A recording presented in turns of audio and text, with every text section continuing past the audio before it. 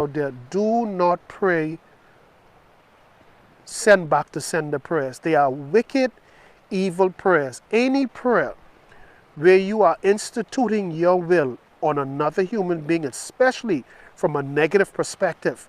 Father, I send down fire on Jerry. I send down fire on Tom.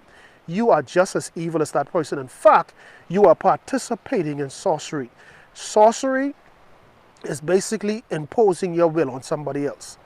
When I was doing the teaching 2 weeks ago, when Simon of Samaria, okay, had everyone in Samaria under control. How did he do it? He bewitched them.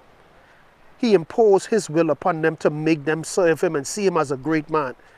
And the Bible said how we do it through bewitching them, which is witchcraft, sorcery. He's imposing his will. He's controlling them. So when you say, God, I pray that Kevin get fired. I pray that his children suffer. When you make prayers like that, God ain't hearing you. But those prayers may be answered. You know why? Because somebody else is hearing you.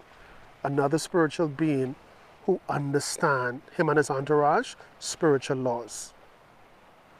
And if I could get this person to go against the laws of God, to now curse those that curse him, to pray against those that fight him with sorcery or whatever the case may be, now the law says in Proverbs 26 verse 2, the curse that couldn't come on the person before, the one who was being victimized, it can come now because they're violating the laws of God.